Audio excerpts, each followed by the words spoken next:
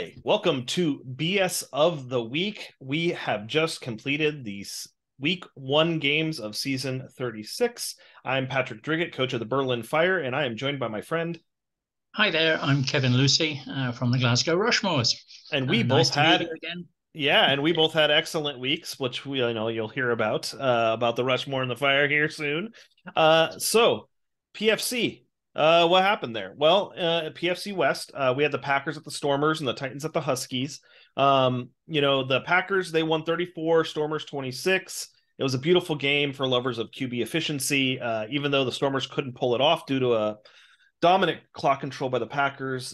They have to be proud of their 440-yard effort from QB Ant. It was a really good quarterback game there. And then over to the Titans and Huskies. The Titans beat the Huskies 30-19. Titans were visiting the Huskies. It was a strong showing by the Titans. Both teams went to the air. And despite some pretty heroic numbers from QB Zenta of the Huskies, who had 386 yards, 72.2% completion rate, they just gave up too many sacks and turnovers and just couldn't do enough. But it's nice to see the Huskies have some life in them. So that was pretty cool. Yeah, that's good. Let's fly all the way over to the PFC East. There was a much anticipated matchup between the Rapiers and the Generals, two teams that I think everybody predicts to go to the playoffs or at least compete. I think we all expected a close game, and with those early signs to see who was going to be a strong challenger for the Rivets, for dominance in the PFC. The Generals' defense was organized really well to overload the short zone to hold off QB Pogue, and Alex's more balanced attack, I think, gave with more emphasis on the run, kind of gave him more of that control of the clock. And with a great performance from RB Hooker, the Rapiers lost 16 to the Generals 34. Generals win at home. The Chargers Rough Riders. Chargers 7, Rough Riders 21, winning at home. The first half lit up with both teams combining for 28 points. Unfortunately, only 21 of those points were the Rough Riders, 7 were for the Chargers. And unfortunately, that's the entire story. Both teams could have flown home after that, and they would have been happier for it, given the injuries and the turnovers. The Rough Riders won convincingly on the scoreboard, but honestly, if you look at the yardage, they didn't impress on that. And so while they did win 21-7, they're going to have to do a lot more than that if they're going to want to compete in the rest of the PFC. In the PFC North, the division of last season's Sky Bowl winners, the Rivets are going for that win streak record, and this was the game to tie that. And so I think everybody was kind of wanting to see this game to gauge how Conrad's squad survived aging. Anyone excited about being about the record being broken can breathe a bit easier, because the Conrad winning hammers won in a convincing fashion, 52-16 against the Surfers in an away game. So next week is going to be interesting. So the Maroons visited the Bombers, and while the score was lopsided, neither team put up extraordinary yardage. Even though the final score of 50, Maroons 50, Bombers 13, it was a surprising score, honestly, given the offenses and what was happening on the field, but 50-13 nonetheless. So very efficient from the Maroons to put up 50 points.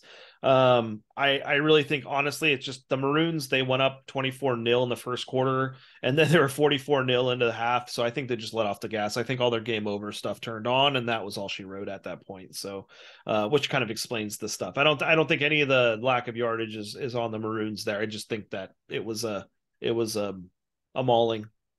So finally, with our friends in the PFC South, the Bulldogs came to dogfight, ready to do damage, and Andy's Eagles barely flew away with the win.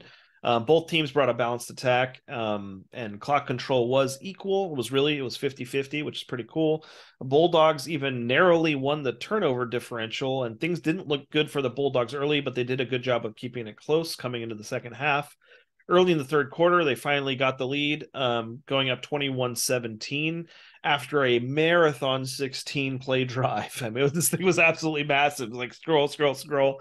And unfortunately, the Eagles were up for the challenge, returned fire immediately after, and just kept the game out of reach. From there, Eagles 31, Bulldogs 28, but an amazing showing from Miranda. I think Andy even commented like, "Oh, the Bulldogs can play now." So that's a big compliment coming from Andy Bate, I think. So that was pretty cool.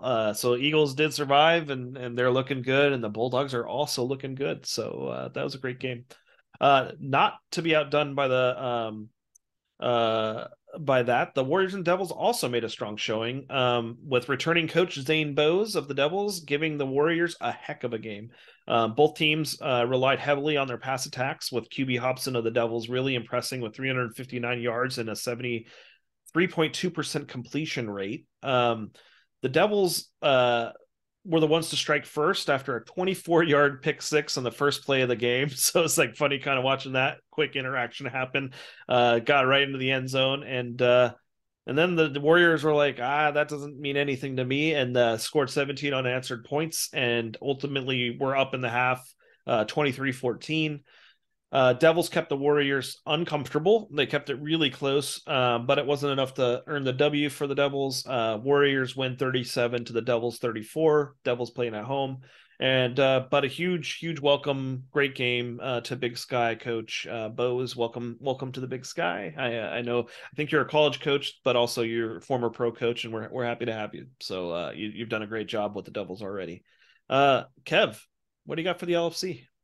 Yeah, thanks, Patrick. That was a good summary, mate. Thanks. In the LFC, what we had is we basically had three games that were not so tight. So I'll probably start with those. The first game was Phoenix 20, Statesman 31.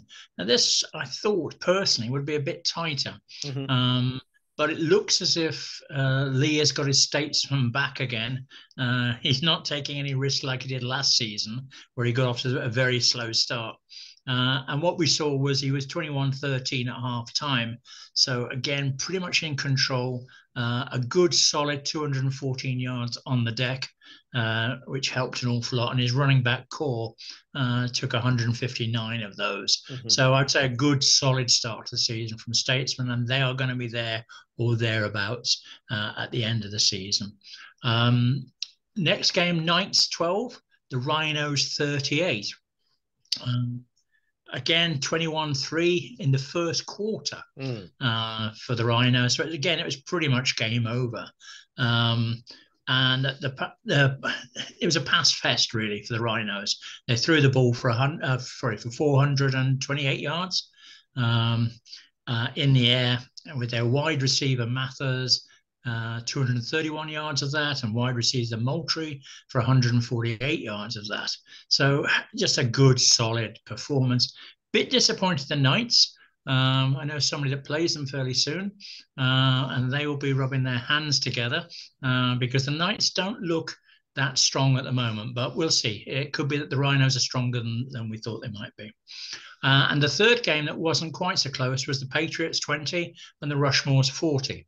Now, in fairness here, Steve kept me waiting right up until the fourth quarter before he let me loose. And then basically we put our foot on the gas. And in the fourth quarter, we put on 24 unanswered points. And it was game over. Anyone that plays the Patriots this season have got to watch out. They have got one heck of a long pass brigade. They actually threw for 354 yards. And there was a 74-yard touchdown, a 67-yard touchdown, and a 42-yard touchdown in amongst all those figures. Sorry, not a touchdown, a return, 42-yard return. So they are capable of putting on some big yardage. We sort of pooter about and do 4 yards up the field, 3 yards up the field, 5 yards up the field. Then in one throw, there's 70-odd yards. You think, wait a minute, it took us 5 minutes to get that distance, you know. So a good game. I was pleased with that one. Then we had 5 games. Sorry, congrats. Yeah, thank you, sir. Yeah, we had 5 games in the LFC that were really close. Yeah, it was a very close. A lot of them. Yeah, it's pretty exciting. Yeah, I mean, we had quite a lot of 3-point games, 1-point games, and all sorts. Starting with yours, the Fire 30, the Sun Devils 27. And give credit to Sam. He called it last week when he was on the show. This was a very tight first half, 14-13 to the Devils. And then Berlin's basically, I think your time of possession, your control of the ball, and the running game kicked in big time here. And I think that was the difference between the two teams. So you ran out a 30-27 win. Very good start to the season, Saf. Well done. Thank you. Next game we have is the Irish 20 and the Buccaneers 23. Again, a three-pointer. And this one was 10-10 at halftime, 10 all at halftime. Then the Irish went ahead 17-10. Bulls came back, the Bucks came back to make it 20-20. And then the game actually went into overtime. And not only did it go into overtime, but the winning points were scored by a field goal of 50 yards, no less. Wow. I Which didn't was notice the distance on that one. yeah, some performance. So I should imagine Walters, their kicker, would be probably very popular that evening. uh, so a good win there for the Bucks. The Giant Hornets 16, 66ers 13. Again, possibly a bit of a surprise for most of us. Certainly, it was a surprise for the Giant Hornets because I think the 66ers caught them by surprise because they were leading 6-3 going into the fourth quarter itself. And basically, had they scored touchdowns instead of field goals, and they came very close to some touchdown positions, then it might have been a very, very different story. And would the Giant Hornets have been able to come back? To be quite honest, I was disappointed with the Hornets, the Giant Hornets. I thought they were a bit lackluster, and I've predicted them for the bowl, and they're going to have to do an awful lot better than this. Well, I am reminded of the Statesman this last season, kind of looking sluggish at the start of the season. I think there is a little bit of that debuff they get, right, which is you have to watch out for, where they essentially are kind of levels down per the rules. Motivation is that, and so I have to imagine. I only Colin can tell us, but I don't know what his staff situation is there. I don't know if he's mitigated that, or it just could be he's kind of playing with the stack that again, the deck stack against him for a couple games. No, he did mention the lack of motivation, so that's obviously a factor. But still, I mean, you would still hope it'd be more dominant than that. But I mean, I noticed that he had Impney and Escobar playing. Escobar seems to have taken over from Tripson with 250 odd yards receiving. He did mention that in our. I don't know if you remember. He talked about Escobar. I was excited to see how he'd do. Yeah, so again, a good close game. Two of our new people, Ben and Dan, threw up one heck of a competition. The Weasels 10, the Shadows 9. You couldn't really get any closer than that. And this was obviously a battle of the new boys, but also what a battle it was. It was a fantastic game. Basically, it could have gone absolutely either way. And if I was the Shadows, I'd be feeling a bit aggrieved. And if I was the Weasels, I would say I deserved it. It was one of those games that, quite honestly, could have gone anywhere. Basically, there was a total of 10 yards difference between the two offenses. Wow. And it was just, as I say, toss the coin. Either team could have won. Congratulations, Ben. Welcome, both of you, to Big Sky. I'm sure you're going to be a great addition to our league. Yeah, welcome. And the final one, I'm going to keep back because I'm going to make that one my game of the week. And that was the Sharks against the Massive. Awesome. Wow. Spoilers. Yeah, spoilers. So, let's talk about Coach of the Week real quick. This week's Coach of the Week is the one that gave us a dominant win against a very strong opponent. And that's going to be Coach Alex Humphreys of the Generals.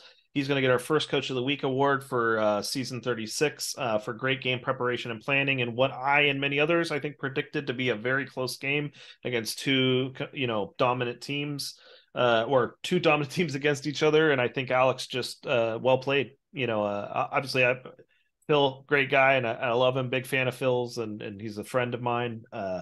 And Alex just he did what he needed to do to get a dominant win, and good for him. And that's a big game for him. So congratulations to Coach Humphreys. Kev, why don't you tell us about this Sharks Massive game? The Sharks Massive game. Okay, well, Sharks 32, Massive 29. Yeah. So 61 points in a game is hardly keeping the fans bored. Yeah. You could say. And this one was so close. It could have gone again anyway. Sharks moved the ball for a total of 348 yards, and the Massive actually moved the ball for a total of 383 yards. So the Massive actually moved the ball a little bit further. The big difference, in my opinion, was basically the Sharks had one turnover and the Massive have 4 Oh yeah, turnovers. that'll get you And every time. again, that makes all the difference when you've Hmm. got such a close game. If you're giving the ball away, and also, 9 times out of 10, you're either giving the ball away in a defensive situation, i.e., you're only leaving them with 20, 30, 40 yards to go, Hmm. or you're doing it in an offensive situation where you're only 5, 6 yards from the bloody opponent's, Hmm. touchdown. So it's always very costly when you turn the ball over, and I think this is a good example of just how costly it can be. Um, Again, we had two sort of star players, as it were, running back rampant for the Sharks. Shifted the ball 211 yards on the floor. Great rushing performance. 211 yards in Gridiron 3 these days is very, very good going. But he was negated to a certain extent by wide receiver Cordes on the Massive side, who received the ball for 258 yards. Mm. So the two teams really counterbalanced each other. Um, it's going to be a good season for those two, I predict. I think they'll do very, very well. So congratulations to Ben. Commiserations to the Massive. Hmm. It was one heck of a game, and I think deserves the title of Game of the Week for us. Yeah, no, great choice. Great game. Obviously Ben's been on the show quite a bit, and he's a Yeah, great guy who works very hard to work on those Sharks, and obviously the Massive put up a good fight. So I think it sucks to lose, but also like I think you can take away a lot from playing in that so close. I think you still have hope, for the rest of the season there. So great job. yeah. Um, so next week, what do you think is the game to watch there? Well, if we've got a few games to watch, obviously the one I think we all have to watch is the Rivets against the Eagles. Hmm. Obviously, this is Conrad's big moment, or are the Eagles about to spoil the party? I would fancy the Eagles spoiling the party if it wasn't at the Rivets. Hmm. The fact that Rivets are playing at home, I think that they've got a very good chance. But it will see just how close the Eagles can get to them. So that's obviously one game that I think we've got to watch. Um, there's another game, the Stormers against the Generals. Mm, Um, that's interesting. Yeah. Basically, if the Generals win that, or sorry, if the Stormers lose that, they're then probably 2 games behind. Mm, Um, and then the other game you've got to look at are the Rapiers, who are playing against the Packers. Again, uh, you know, um, again, if the Rapiers lose that one, they're now 2 games back as well. hmm. And the Packers are 2 games in front. So the first 2 games of the season could be quite defining for those 4 teams there, in as much as you either take a 2 game lead or you're 2 games back. And obviously, in a 10 game season, you do not want to be 2 games back. Hmm. You want to be sort of keeping in touch. So those are the three I would be looking for. Obviously, the Rivets is probably the number one that I think we have to look at, but there's some pretty close calls there as well. Yeah. What are I feel very conflicted. I honestly am rooting for Conrad to win it because I feel like he deserves it. Like, I mean, he's put the Yeah, work in, obviously, and you can make however many comments you want about people trading with him and stuff, but lots of people trade, and not people aren't dominating in that way. Like yeah, he's got the whole package, and yeah, I'm excited for him, but also like if the Eagles win, good on them. Like like that's fair play, right? And so yeah. these moments don't happen often, right? Like I'd be curious. I haven't done the work, so maybe somebody else will go look. But like I don't know what the other most active win streak is in any other league right now. But I can't imagine there's people that are that close. No. And so I mean, yeah, it's historic. I feel like everyone. I feel like the whole all of G3 is gonna have to pull that game up as soon as the yellow bar comes down. So Yeah. that'll be exciting. Yeah. Oh, we should ask Conrad if he wants to be here next week. I feel like we should set it up now because it's gonna be a popular man. Um, but Indeed. it's exciting. So great pick for a Yeah, game to I mean, watch. You know. Yeah, I mean, it's one of those, it's an overused frame, but it's like phrase rather. It's like it's once in a lifetime, and I think this is one record that will take, if he does get it, it will take one heck of a lot of, because if he does get it, I'm sure, knowing Conrad as we do, he's going to carry on Yeah. uh, notching up those numbers to make it even harder to catch. Yeah. But Yeah. yeah, I wish him the best next week. I wish Andy the best. I hope it's a good game. Yeah, me too. And, I'd we love shall nothing see. more for a one pointer either way. Yeah, Make it exciting.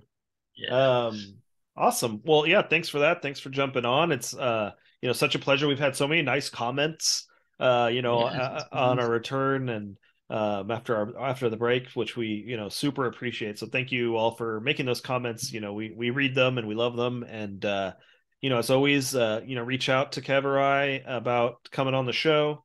Um, I think we'll probably reach out to Conrad this week just to see if he's available. He's a busy guy, so sometimes that doesn't work out. But if we can, it'd be nice to see based off the results, what happens there. And just it's super fun. It's fun to be back in it. I love when the season starts. There's just a lot of Just excitement. one, Go ahead, yeah, yeah, just one quick reminder: yeah, the college season starts it does, this yeah. week. So if, like me, you sort of ignore your college team for weeks and weeks and weeks on end, now is the time to get it all sorted before that bar comes down, because it's the first game this weekend. It's been over a decade since I played the college game, so I'm feeling very intimidated because I just got back in as well. And Yeah. the Southern Oregon Zombies are I guess ready. They're not going to do very well this season, I'm sure, but I have a lot to learn. But I'm excited. But for both of those, get those green checks. We need the green checks for regular league and for GCAA. So no, that's a great reminder. Thanks, Kev. Um, yeah. Oh, actually, you and I are playing. It's the preseason. I forgot. It's our I game. know. Yeah, that'll be good. The blind leading the blind, I think. Well, good thing this isn't GCAA of the week. So Yeah. we'll barely mention it. Um, thank you all so No. much for watching. Kev, as always, appreciate everything you do. And And you, Sam? yeah, thank you. And we'll see everybody next week. Bye. Well, indeed. Bye, guys.